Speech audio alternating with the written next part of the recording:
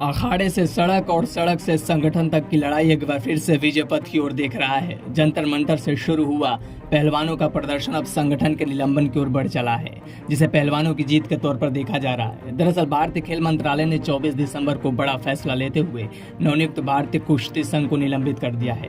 सरकार की माने तो WFI की अवहेलना के कारण कुश्ती संघ को निलंबित कर दिया गया है। इस निलंबन को कुछ लोग मोदी सरकार की पहलवानों के सामने हार बता रहे हैं, तो कुछ राजनीतिक जानकार इसे बीजेपी की सियासी पिच के तौर पर देख रहे हैं, जिससे एक साथ 4 राज्यों की लोकसभा के साथ विधानसभा की सीटें साधने की कोशिशें बताई जा रही है। सियासी नजरिए से क्या हो सकती है भाजपा की योजना, इस पर हम नजर डालेंगे, लेकिन उससे पहले WFI के निलंबन से जुड़े कुछ घटनाक्रम को भी देख लेते हैं। इस साल पहलवानों के विरोध के बाद भाजपा सांसद बृजभूषण शरण सिंह को कुश्ती संघ के अध्यक्ष के पद से हटा दिया गया था, जिसको लेकर 21 दिसंबर को चुनाव हुआ। इस चुनाव में बृजभूषण के करीबी संजय सिंह जीत गए। संजय सिंह के अध्यक्ष बनने के बाद दिग्गज पहलवान साक्षी मलिक ने प्रेस कॉन्फ्रेंस में कुश्ती छोड़ने का ऐलान कर दिया।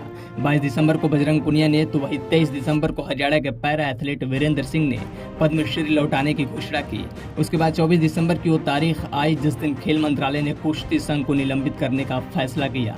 इसको लेकर खेल मंत्रालय के एक अधिकारी ने प्रेस ट्रस्ट ऑफ इंडिया को बताया कि नए निकाय ने WFI संविधान को पालन नहीं किया है। हमने फेडरेशन को समाप्त नहीं किया, बल्कि अगले आदेश तक निलंबित कर दिया है। उन्हें बस उचित प्रक्रिया और नियमों का पालन करने की जरूरत है। खेल मंत्रालय का स्पष्टीकरण के बाद अब बात बीजेपी की राजनीतिक मंथन पर करते हैं। कुछ सियासी जानकारों का कहना है कि कुश्ती संघ को निलंबित करके भाजपा ने 4 राज्यों की तकरीबन 40 लोकसभा सीटें, तो वहीं इन राज्यों की करीब 150 से ज्यादा विधानसभा सीटों पर समीकरण को साधने की कोशिश की है।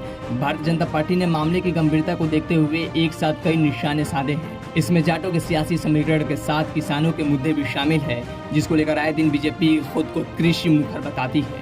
हालांकि इन सियासी समीकरणों में एक और जहां जाटों की सियासत सदी है, वहीं अवध के क्षत्रिय छत्रपों की वोट बैंक को लेकर भाजपा के सामने चुनौती भी आ सकती है, क्योंकि गोंडा से आने वाले बृजभूषण सिंह का अवध के क्षत्रियों पर खासा प्रभाव है। WFI के निलंबन के इस फैसले से बीजेपी को इसका नुकसान उठाना पड़ सकता है। बहरहाल भारतीय कुश्ती संघ के तत्कालिक निलंबन से भारतीय जनता पार्टी की सियासत कितनी सधेगी, ये तो चुनाव और चुनाव के परिणाम बताएंगे। लेकिन खेल मंत्रालय के इस फैसले को सियासी नजरिए से आप दूर नहीं रख सकते। लंबे समय से विवादों के बीच रहा कुश्ती संघ और पहलवानों की एक लोबी इसको अपनी जीत के तौर पर देख रही है। वही बृजभूषण शरण सिंह के खेमे को भी सियासी तौर पर हार का सामना होता हुआ दिख रहा है। हालांकि पहलवानों और बृजभूषण के बीच चल रही लड़ाई में बीजेपी को कितना सियासी फायदा होगा, ये आने वाला समय बताएगा। ब्यूरो रिपोर्ट, दी राजधानी।